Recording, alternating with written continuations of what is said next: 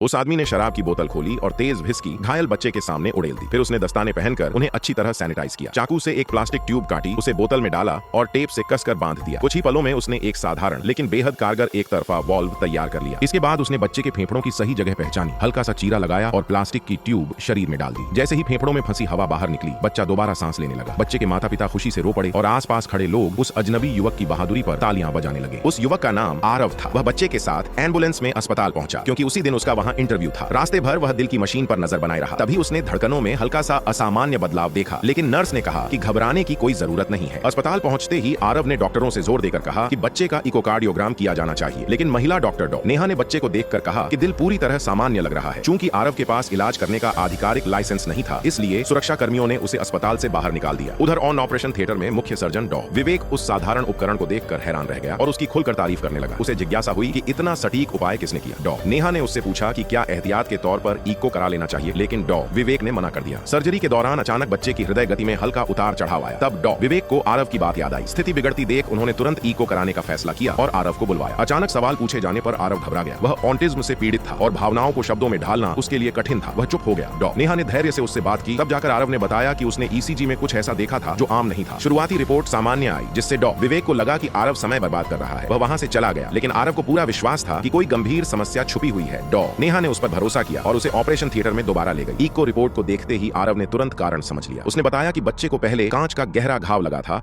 और संभव है कि कांच का कोई टुकड़ा रक्त के साथ बहकर दिल तक पहुंच गया हो, जिससे हृदय की झिल्ली में सूजन आ रही हो। हालांकि डॉ विवेक को यह बात असंभव लगी, फिर भी उन्होंने सर्जरी जारी रखी। कुछ देर बाद सचमुच बच्चे के दिल के भीतर से कांच का एक छोटा टुकड़ा निकला। सभी डॉक्टर स्तब्ध रह गए। बच्चे की जान बच गई और सभी की निगाहों में आरव के लिए सम्मान पैदा हो गया। इसी दौरान अस्पताल की बोर्ड मीटिंग चल रही थी। ज्यादातर सदस्य आरव को नौकरी देने के सख्त खिलाफ थे, सिर्फ इसीलिए क्योंकि वह ऑटिज्म से ग्रस्त था। तभी एक सहायक ने बताया कि एयरपोर्ट पर बच्चे की जान बचाने वाला वीडियो इंटरनेट पर वायरल हो चुका है और लोग आरव को जीनियस डॉक्टर कह रहे हैं। अस्पताल के निदेशक डॉ शर्मा ने अपनी कुर्सी दांव पर लगाते हुए कहा कि आरव को 6 महीने का ट्रायल दिया जाए। अगर आरव असफल रहा तो वे स्वयं इस्तीफा दे देंगे। अंततः सभी मान गए। मीटिंग में आरव से पूछा गया कि वह डॉक्टर क्यों बनना चाहता है। वह काफी देर तक चुप रहा। फिर धीरे धीरे उसने अपनी दर्दनाक कहानी सुनाई। उसने बताया कि बचपन में उसके पिता उसे समझ नहीं पाए। गुस्से में उन्होंने उसका सबसे प्यारा पालतू खरगोश जमीन पर पटक कर मार दिया। आरव उसे डॉक्टर के पास ले गया, लेकिन उसे बचाया नहीं जा सका। कुछ समय बाद वह और उसका छोटा भाई घर छोड़कर एक पुराने रेल डिब्बे में रहने लगे। एक दिन खेलते समय उसका भाई ट्रेन से गिर गया और उसकी मौत हो गई। उसी दिन आरव ने तय कर लिया कि वह जिंदगी बचाने वाला डॉक्टर बनेगा। उसकी कहानी सुनकर सभी भावुक हो गए। बोर्ड ने सर्वसम्मति से उसे मौका देने का फैसला किया। इस तरह आरव की मेडिकल यात्रा शुरू हुई। हालांकि वरिष्ठ सर्जन डॉ मल्होत्रा उसे पसंद नहीं करते थे और उसे नीचा दिखाते रहते थे। वे उसे केवल छोटे मोटे काम सौंपते, लेकिन आरव की असाधारण स्मरण शक्ति और विश्लेषण क्षमता धीरे धीरे